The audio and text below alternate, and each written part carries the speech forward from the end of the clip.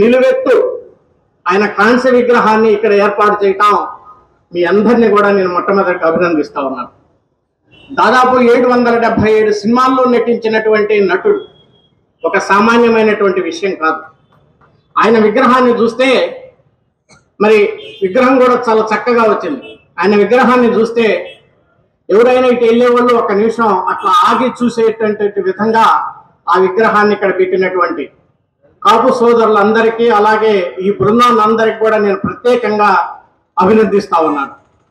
మరి ఈ ప్రాంతానికి చెందినటువంటి మాజీ ముఖ్యమంత్రి, ఈ నియోజకవర్గంలో కూడా పనిచేసినటువంటి డాక్టర్ ఎన్టీ రామారావు గారితో కలిసి దాదాపు సత్యనారాయణ గారు ఒక 100 సినిమాలు నటించారు.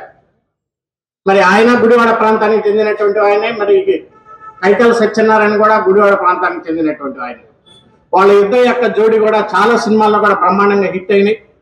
మరి కైకాల సత్యనారాయణ గారు అంచెలంచెలుగా ఆ రకంగా ఎదిగి ఒక మహోన్నతమైనటువంటి స్థానాన్ని సంపాదించుకున్నారంటే ఆయన వ్యక్తిత్వం, ఆయన కృషి, ఆయన మనస్తత్వం, ఆయన పట్టుదల అనేటువంటి విషయాన్ని ఈ సందర్భంగా మీ అందరికీ కూడా మనవి చేస్తా ఉన్నాను.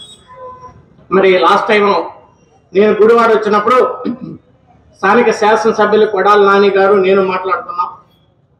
అలాగే చాలామంది సోదరులు అందరూ కూడా వచ్చి మరి కైకాల గారి యొక్క కళామందిరాన్ని ఒకసారి మీరు వచ్చి చూడండి సార్ అని చెప్పేసి నాకు చూపించారు. దీని వెనకనే ఉంటుంది.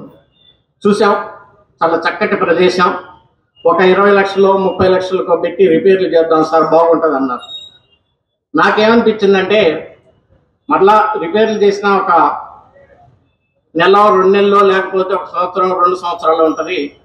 అయినా పర్మనెంట్గా అక్కడ కూడా ఒక మంచి విగ్రహం పెట్టి లోపల ఒక హాఫ్ విగ్రహం ఒక 10 లక్షలు 20 లక్షలు కాదు, కేంద్ర ప్రభుత్వం సిఎస్ఆర్ ఫండ్స్ నుంచి తప్పకుండా ఒక 2 కోట్ల రూపాయలతోటి దాన్ని తీర్చిదిద్దుదాము అని చెప్పేసి మరి ఆ రోజు మీ అందరం కూడా మాట్లాడుకున్నాం.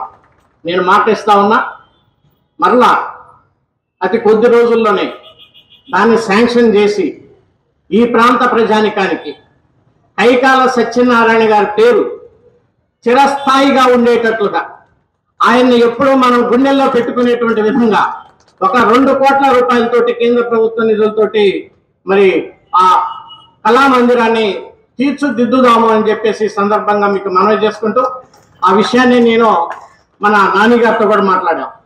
నాన్నగారు కూడా అలా చేస్తే బ్రహ్మాండంగా ఉంటుందన్న, ప్రజలందరికీ కూడా చాలా మంచి పని అని చెప్పేసి అన్నారు. తప్పకుండా ప్రజల యొక్క అందరి ఆశీస్సులతోటి మరి ఆ పని తప్పకుండా పూర్తి చేద్దామని చెప్పి చూసాం. మనం గతంలో ఎస్వి రంగారావు గారిని చూసాం. ఆయన ఒక మహోన్నతమైనటువంటి వ్యక్తి, ఒక బ్రహ్మాండమైనటువంటి నటనాకారుడు. మరి ఈ రోజుల్లో అంత నటన చూసినటువంటి వ్యక్తిని మరలా మనం కైకాల సత్యనారాయణ గారిని చూస్తా ఉన్నాం. ఇలాంటి గొప్ప వ్యక్తుల్ని చరిత్ర ఎప్పుడు మర్చిపోకూడదు, మనం ఎప్పుడు గుండెల్లో పెట్టుకోవాలని చెప్పేసి సందర్భంగా మనం చేసుకుంటూ మరి చనిపోయినటువంటి పెద్ద ఆయన పూజ్యులు కీర్తిశేషులు కైకాల సత్యనారాయణ గారిని మనం తీసుకురాలేం, కానీ ఆయన యొక్క ఆశయ సాధన కోసం, ఆయన యొక్క మంచితనం కోసం మనం ఎప్పుడు ఆయన యొక్క సేవల్లో మనం ఉండాలని చెప్పేసి కోరుకుంటూ మరి ఒక్కసారి ఈ చక్కటి విగ్రహాన్ని ఏర్పాటు చేసినటువంటి కమిటీ బృందాన్ని పేరున నేను అభినందిస్తూ మరి తర్వాత మనం చేయబోయేటువంటి ఆయన కళామందిరాన్ని ఏ రకంగా చేయాలనేది ఒక కమిటీ కూడా ఉండి త్వరలో కేంద్ర ప్రభుత్వం యొక్క నిధులతోటి దాన్ని మరి పూర్తి చేద్దామనేటువంటి విషయాన్ని మరి ఒకసారి ఈ సందర్భంగా మీ అందరికీ మనవి చేసుకుంటూ మరి ఈ మంచి కార్యక్రమానికి నన్ను కూడా భాగస్వామ్యం చేసి నన్ను కూడా ఇక్కడ పిలిచినందుకు కుటుంబ సభ్యులకి అలాగే ఈ కమిటీ సభ్యులకి స్థానిక శాసనసభ్యుల వారికి అందరికీ నా హృదయపూర్వక ధన్యవాదాలు తెలియజేసుకుంటూ సెలవు తీసుకుంటున్నాను.